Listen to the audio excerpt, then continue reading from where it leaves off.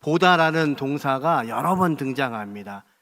사울이 예수를 믿고 회심하고 그의 보고 있는 방향이 어떻게 변했는지 이 아침에 저와 여러분이 그 말씀을 따라 섬길 수 있기를 주님의 이름으로 축원합니다.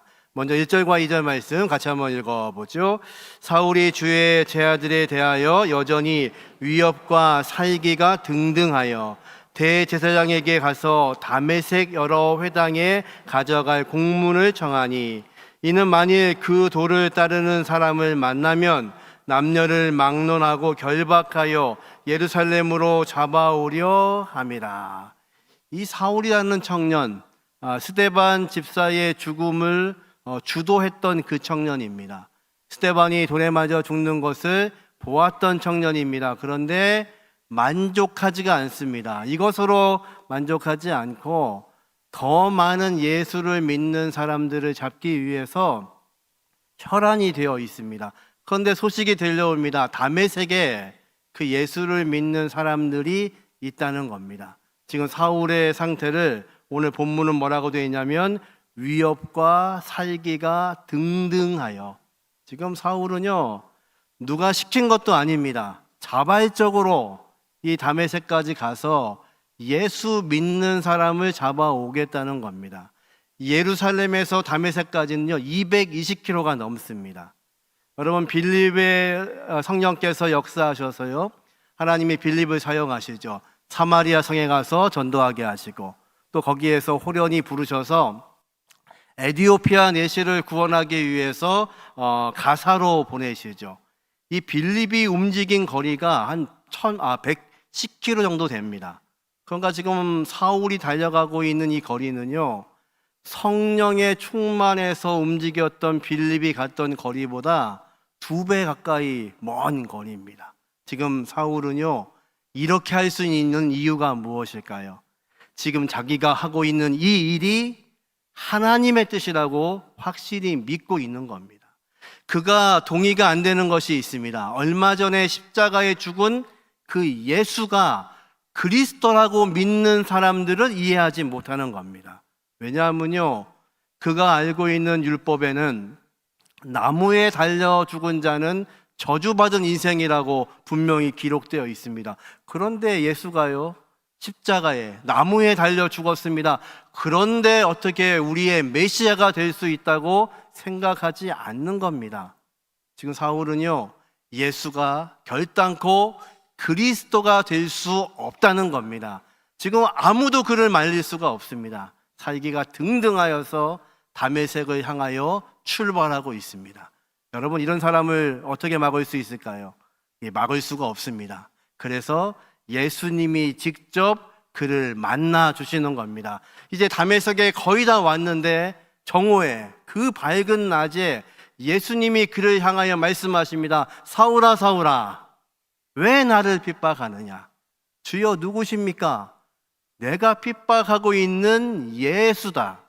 여러분, 성경에 사람의 이름을 2번 부르는 사람은요 좀 중요한 역할을 감당하고 있는 겁니다. 하나님이 아브라함을 2번 부르시죠. 아브라함아 아브라함아. 언제 부르셨나요?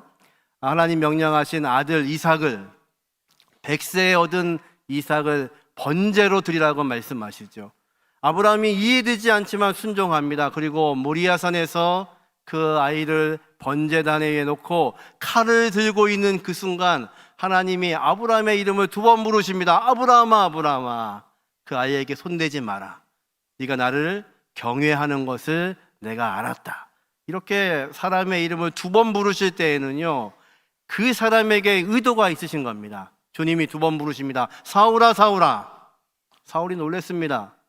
그는요 예수가 부활했다는 것을 믿지 않았습니다. 예수가 그리스도라고 믿는 사람들을 이해할 수가 없었습니다. 그런데 그 예수를 내가 지금 만나고 있는 겁니다. 한낮입니다. 12시 정오, 그 태양빛이 강하게 내리쬐는 그 시간에 예수의 귀하신 능력이 태양빛보다 훨씬 더 밝게 그를 조명하고 있습니다. 당연하죠. 그 해를 만드신 분이 우리 주님이시니까요. 그 순간요 사울은 땅바닥에 엎드려집니다. 여러분, 예배는 무엇일까요? 저와 여러분이 지금 예배 드리고 있습니다. 예배는 다른 것이 아니라 전능하신 하나님 앞에 내가 엎드리는 것이 예배입니다. 사울, 율법을 잘 알고 있음에도 불구하고 여전히 하나님 앞에 엎드려 본 적이 없던 그가 예수의 귀하신 능력 앞에, 내 앞에 등장하신 그 예수 앞에 길거리에서 엎드려졌습니다. 지금까지 내 모든 능력이 아닙니다. 오늘 예배하고 있는 우리의 마음은 무엇인가요? 내가 능력이 있어서 하나님 앞에 나왔나요? 아닙니다. 나는 아무 능력이 없고 내가 가진 모든 것들도 내 것이 아닙니다. 전능하신 하나님 앞에서 나는 엎드릴 수밖에 없는 존재입니다. 이것이 예배입니다. 드디어 사울이요, 예수님 앞에서 예배가 시작되고 있는 겁니다. 그 순간 그가 지금까지 봐왔던 그 눈이 멀어버립니다. 더 이상 보여지지가 않습니다. 지금까지 내가 달려왔던 모든 것들, 그것이 부정되는 시간입니다. 사울은요, 한 번도 자기가 율법적으로 문제가 있다고 생각해 본 적이 없습니다. 그런데요, 그가 틀렸습니다. 유대인들은요, 누구를 기다렸냐면 그 이스라엘 백성들을 구원하실 메시아를 끊임없이 기다리던 사람들입니다. 율법의 공부는 왜 했습니까? 그분이 언제 오시는지를 기다렸던 사람이 사울입니다. 그런데요, 그가 눈이 어두워서 이 땅에 오신 메시아 예수 그리스도를 알아보지 못했던 겁니다. 뿐만 아니라 그 예수를 믿고 있는 사람들을 박해까지 했습니다. 얼마나 부끄러웠을까요? 여러분, 전능하신 주님 앞에 우리가 서게 되면 우리가 알게 되는 것이 무엇인가요? 내가 잘난 줄 알았는데, 내가 빛인 줄 알았는데, 내가 갖고 있는 이 율법이 완전한 건 줄 알았는데, 그 빛 대신 주님 앞에 서니까 나는 아무것도 아니라는 것입니다. 나는 어두움에 불과합니다. 나는 죄인 중에 괴수입니다. 아무것도 능력이 없습니다. 예, 그것이 엎드려지는 것입니다. 이 아침이 저와 여러분에게 엎드릴 수 있는 은혜가 있기를 주님의 이름으로 축원합니다. 이제 그가 어떤 상태가 되나요? 8절과 9절 말씀을 같이 한번 읽어보겠습니다. 사울이 땅에서 일어나 눈을 떴으나 아무것도 보지 못하고 사람의 손에 끌려 다메섹으로 들어가서 사흘 동안 보지 못하고 먹지도 마시지도 아니하니라. 아멘. 그의 눈이 어두워졌습니다. 사람 잡으려고 왔는데 이제는 사람 손에 끌려서 다메섹 성으로 들어갑니다. 그리고는요, 눈이 어두워지게 하신 거는 예수님이시지만 사흘 동안 먹지도 마시지도 않습니다. 이거는 사울의 의지입니다. 왜 먹지도 못하고 마시지도 못하나요? 지금까지 의지했던 모든 것들이 다 무너졌습니다. 주님을 만나고 났더니요, 내가 가고 있는 그 길이 잘못됐다는 것을 알게 됩니다. 내가 알았던 그 율법이 햇빛처럼 빛나는 것인 줄 알았더니요, 주님을 만나고 나니까 그 율법은요, 주님께로 반사되어져 버린 조그만 파편에 불과하다는 것을 알게 됩니다. 그러면 내 인생은 무엇인가? 그는 지금 후회하면서요, 모든 것이 무너진 이 순간에 음식도 먹지 않고 물도 마시지 않고 온전히 엎드려 기도하고 있는 겁니다.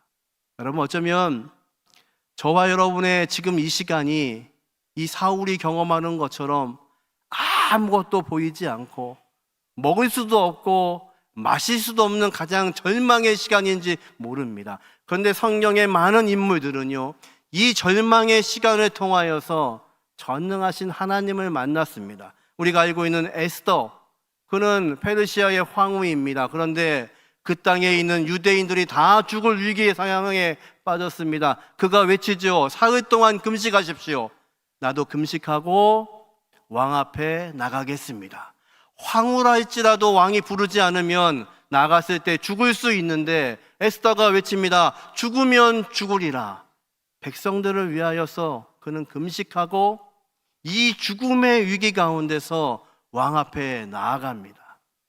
요나가 그랬습니다.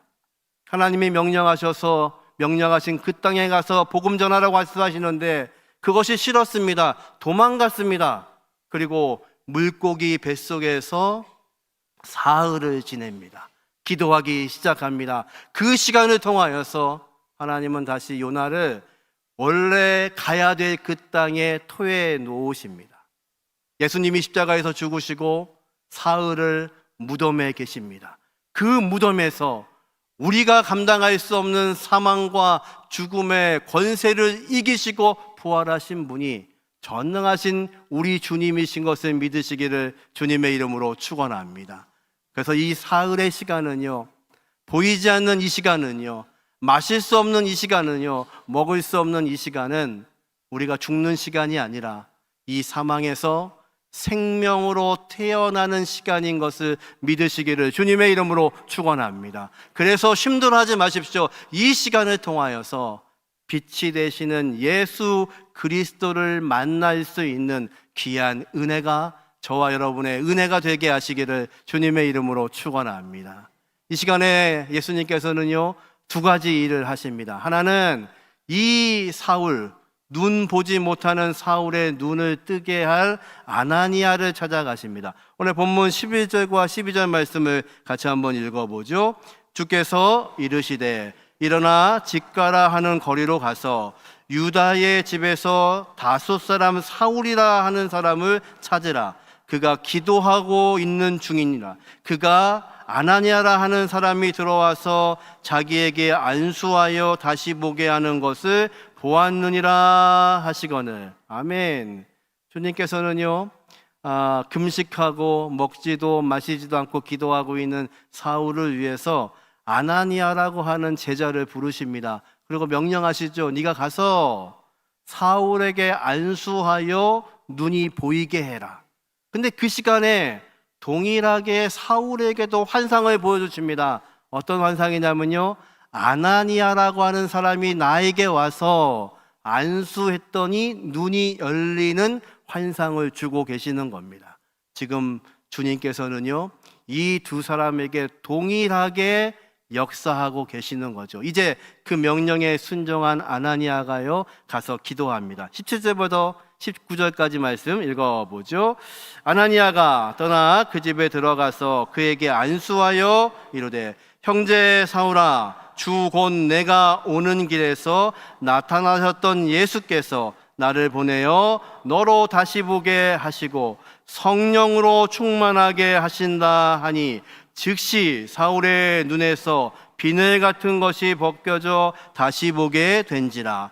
일어나 침례를 받고 음식을 먹으며 강건하여 지니라. 아멘.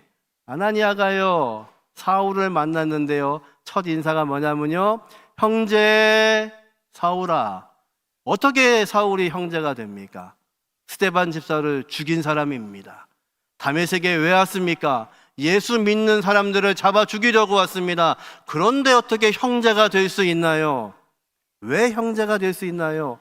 지금 예수께서요, 사울에게도 말씀하시고 아나니아에게도 말씀하고 계시기 때문에 그렇습니다. 저와 여러분이 어떻게 형제가 될 수 있나요? 성도 다르고 환경도 다르고 문화도 다른데 어떻게 예수 안에서 형제라고 이야기하나요? 예수 그리스도께서 저와 여러분을 구원하시기 위해서 십자가에서 피 흘려 죽으셨습니다. 믿으시나요? 아멘. 그것으로 인해서 우리는요, 형제가 되었습니다. 예수의 놀라우신 보혈의 공로로. 지금 아나니아는요, 우리를 핍박하러 온 이 사울, 이 사람이 어떤 사람인지 알고 있음에도 불구하고 인사가요, 형제 사울아, 이제는 형제입니다. 왜냐하면 주님이 나에게도 말씀하시고 사울에게도 말씀하셨으니까요. 예루살렘에 성령이 임하자 예수의 공동체가 성령으로 교회를 이루었습니다. 사마리아 땅, 그곳은요, 거리가 문제가 아니라 동족으로 여기지 않던 그 사람들을 향하여 빌립이 가서 복음을 전파합니다. 그리고 그 땅에도 성령이 임하십니다. 사마리아, 예루살렘, 예루살렘, 사마리아. 이제서 비로소 그 두 곳이 형제가 되었습니다. 누구 때문에요? 성령님 때문에요. 지금 아나니아는요, 이 사울을 향하여 형제라고 부릅니다. 그랬더니요, 그의 눈에서 비늘 같은 것이 그 순간에 벗겨집니다. 사울이 맨 처음 본 사람이 누구였을까요? 당연히 아나니아죠. 나에게 형제여 말하고 있는 이 사람. 어쩌면 주님이 이 사울을 만나 주시지 않으셨으면요, 사울이 와서 제일 먼저 잡았던 사람이 어쩌면 아나니아였을지도 모릅니다. 그런데 비로소 형제가 무엇인지를 깨닫게 됩니다. 창세기 45장에 요셉이 형들이 와서 무릎 꿇고 절하는 것을 봅니다. 그때서야 그가 울음을 터뜨리고 형들에게 고백하죠. 내가 당신 동생 요셉입니다. 그리고 울기 시작합니다. 이 울음은 왜 우는 건가요? 억울해서요? 반가워서요? 이 형들이 누군데요?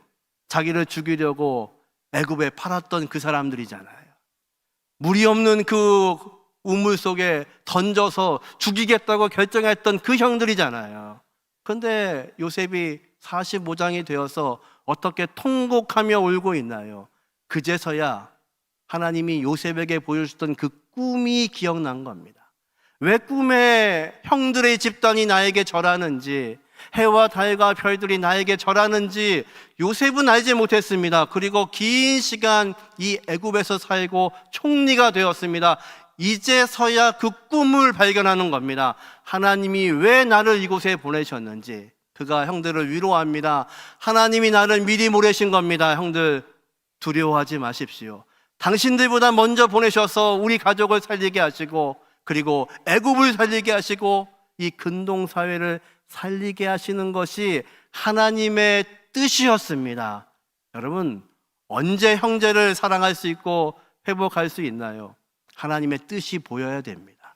여러분, 사람은요 절대로 변하지 않습니다. 우리는 믿잖아요. 사람 안 변해. 사람 절대로 안 변해. 예, 사람은 변하지 않습니다. 그런데 그 사람을 변하게 하시는 분이 계십니다. 바로 예수 그리스도의 능력입니다. 구약을 쓰고 있는 히브리어 단어 중에 야차르라는 단어가 있습니다. 이 단어는요, 빚다라는 뜻입니다. 토기장이가요, 진흙을 가지고 그릇을 빚지요. 그게 바로 야차르라는 단어이죠. 하나님께서 제일 먼저 하신 직업은 뭐냐면요, 토기장이셨습니다. 진흙으로 사람을 빚으시고 그 후에 당신의 생기를 불어 넣으셔서 우리가 살아있는 생명이 되었습니다. 믿으시나요? 주님께서는요, 지금 이 순간에 지금 사울을 빚고 계십니다. 견고한 사울, 율법으로 단단한 사울, 깨지지 않는 사람, 사람의 어떤 말로도 이 사람을 말할 수 없고 이 사람을 바꿀 수 없는데, 하나님께서는요 지금 사울의 인생을 계속 토기장이처럼 만지고 계시는 거죠. 부드러워지게요. 아나니아가 주님 명령 들었을 때 뭐라고 하냐면요, 주님, 그 사람 이 다메섹에 우리 잡으러 온 사람입니다. 그런데 우리가 갈 수 있습니까? 그때 주님이 뭐라고 말씀하시나요? 15절, 16절 같이 한번 읽어보죠.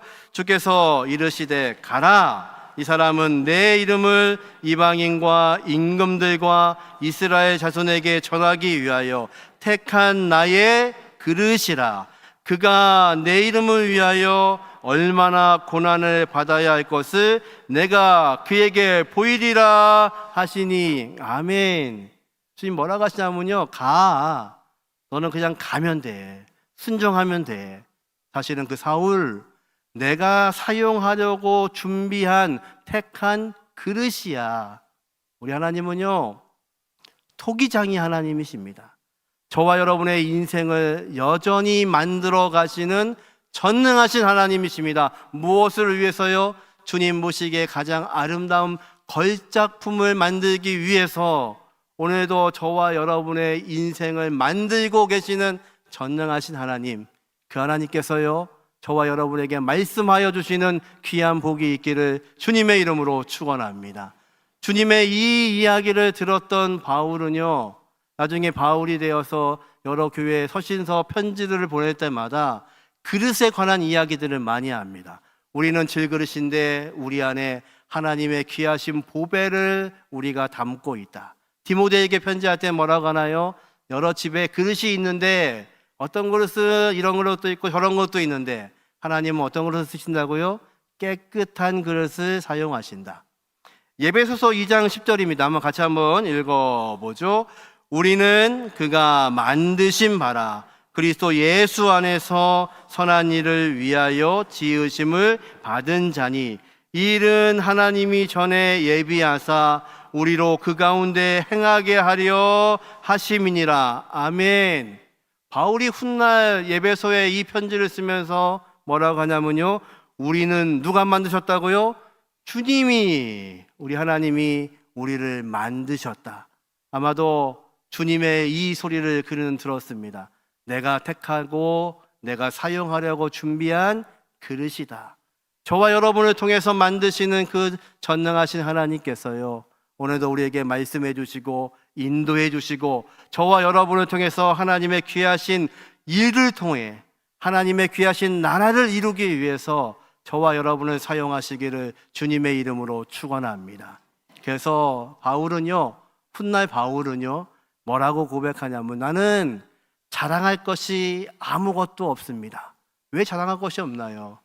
율법으로는 최고의 율법을 배웠던 사람이고 가문으로는 최고의 가문에서 태어났고 당시에 로마의 시민권을 가지고 있는 자랑할 것이 너무나 많은 사람입니다. 그런데 바울은 고백합니다. 내가 자랑할 수 있는 것은 예수의 십자가밖에는 없다.